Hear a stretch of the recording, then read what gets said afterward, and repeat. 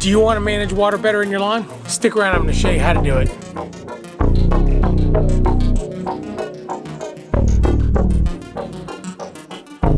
What's going on, folks? Welcome back to Lawn Chart Channel. So today we are going to take a little tour of my lawn and I'm going to show you what's going on. Turns out that I've got a little bit of a problem with my fescue in the back. And it's not really a problem, it's just that it's starting to get hot. Today is unseasonably cool though. We are at the middle of June and the temperatures didn't hit 80 today, which is completely abnormal. This time last year, I went to Utah and while I was gone, it hit 100 degrees and it killed my perennial ryegrass, which is why I don't have perennial ryegrass anymore and I have fescue. So this year, there is no drought, there is no super hot heat, but we are getting temperatures that are going up pretty quickly. And we also had temperatures that went up pretty quickly. And when I say quickly, I mean like really quickly. We were down in the 70s and all of a sudden we were in the 90s. And that caused the grass to go into a little bit of dormancy. So let's go take a look at what that looks like and then we'll come back and chat. All right, so as we walk through the lawn, it actually looks really, really good until you get really, really close. And then you start to see a little bit of brown. As you guys can see that. We had a pretty big rainstorm last night, so that's why you're seeing a bunch of leaves. But you see all of this brown. And then it's not so bad here until you get right over here to the side and you see a little bit more brown. And of course, the first thing I started thinking about was, uh-oh, what's going on in my lawn? Why am I seeing things like this? Is my grass dying? What is it doing? Oh, and yes, there's clover. I get it. Whatever. Ignore that. And then when I get over here, this is the first place that I saw it, was right here, and you can see tons of brown right there. So when you start looking at the grass from this perspective, you start thinking, well, is my grass dying? Well, no, it's not dying. It's actually going into dormancy, and it's because of the fact that the temperatures have changed so drastically, so quickly. Like I said, today's not that hot, but the reality of it is that most days going forward, because it is a cool season grass, fescue, while some people don't think about it this way because it's used in the South, it is technically a cool season grass, and so it's going to protect itself when the heat starts really coming in, and we're right at the cusp of that happening. Now that we've taken a look at what's going on in the lawn, how are we going to take care of it? Well, we're going to start off with some Hydretain. I'm sure you guys have heard about Hydretain before. This is a really good soil moisture management product, and it works great. This helps manage moisture in your lawn. It's also great for your shrubs and your garden. So it's a really good product. We're going to be using it. It is hopefully going to help us with our backyard. I am going to put it in my front yard. Bermuda isn't as susceptible to this stuff, and so I'm not super terribly worried about the front, but we will put some up there. This quart will be good for somewhere between 2,500 and 5,000 square feet.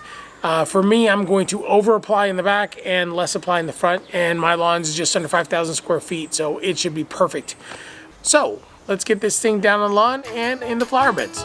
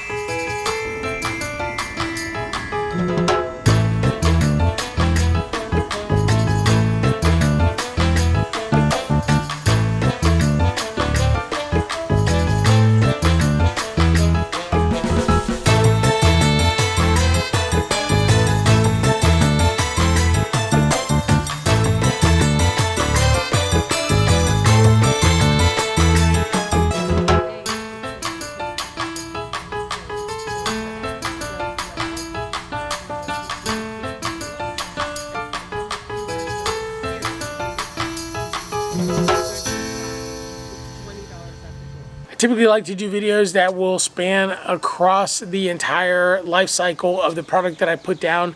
But in this particular case, I think I'm just going to end the video here and we will come back and see how things are going. This is going to be a marathon, not a sprint when it comes to water management in my lawn. I have irrigation, so that's one thing that I don't have to worry about as much. But the problem is not the irrigation. The problem is, how does my soil manage the amount of moisture that's in there?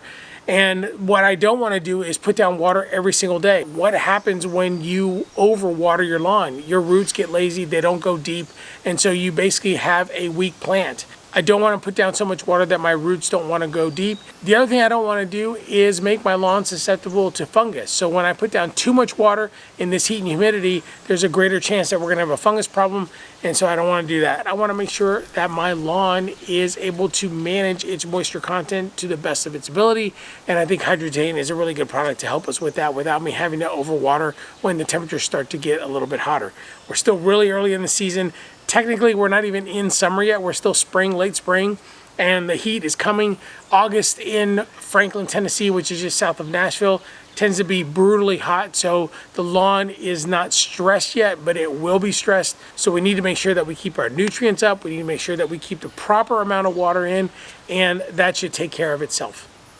So we'll come back to this. We'll talk about it some more. I will be putting down Hydretain again. This is good for about 3 months. So every 3 months you should be putting this down if you're having some problems. And again, I'm not a big chemical guy, but this is a biodegradable product, so I'm not too terribly worried about it. But we want to make sure that we are putting down what the lawn needs and no more. We want to let the lawn and any plant take its own natural course. And what it needs is sunlight, water, and a little bit of care. So that's what we're doing. So hope you guys enjoyed this video. If you like this video, don't forget to like, don't forget to subscribe, and if you want to be notified of future videos, don't forget to hit that bell, and we'll see you on the next one. Have a great week, everybody.